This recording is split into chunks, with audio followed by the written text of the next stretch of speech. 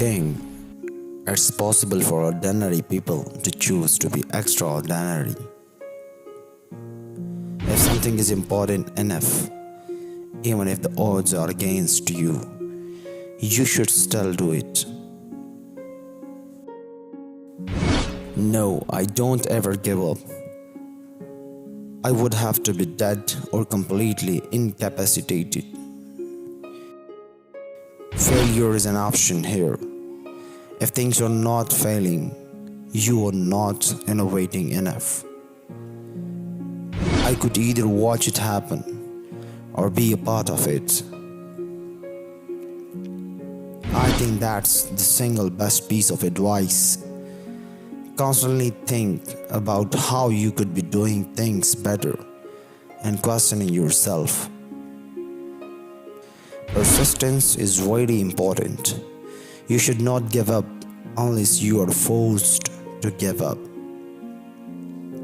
Don't be afraid of new arenas. People work better when they know what the goal is and why. It's important that people look forward to coming to work in the morning and enjoy working. Pay attention to negative feedback and solicit it, particularly from friends. Hardly anyone does that, and it's incredibly helpful. You have to be pretty driven to make it happen. Otherwise, you will just make yourself miserable. Life is too short for long-term grudges. Life on earth must be about more than just solving problems. It's got to be something inspiring, even if it is vicarious. Any product that needs a manual to work is broken. There is a tremendous bias against taking risks. Everyone is trying to optimize their ace covering. Great companies are built on great products. If you need inspiring words, don't do it. The first step is to establish that something is possible. Then probability will occur. It's okay to have your eggs in one basket, as long as you control what happens to that basket.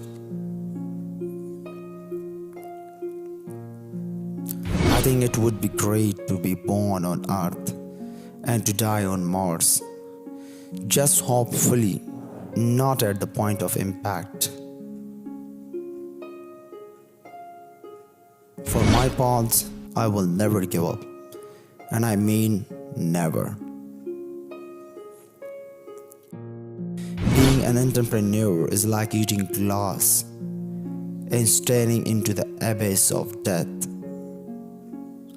I think it's very important to have a feedback loop where you are constantly thinking about what you have done and how you could be doing it better. When you struggle with a problem, that is when you understand it. I tend to approach things from a physics framework, and physics teaches you to reason from first principle rather than by analogy. When Henry Ford made cheap, reliable cars, people said, "No, what's wrong with a horse?" That was a huge bet he made, and it worked. You want to have a future when you are expecting things to be better, not one where you are expecting things to be worse. My motivation for all my companies has been to be involved in something that I thought would have a significant impact on the world.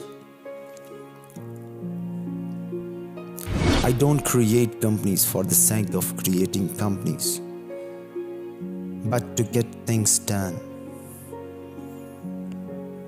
When I started SpaceX, I thought that the most likely outcome was failure, and I think to have any other expectation would have been irrational.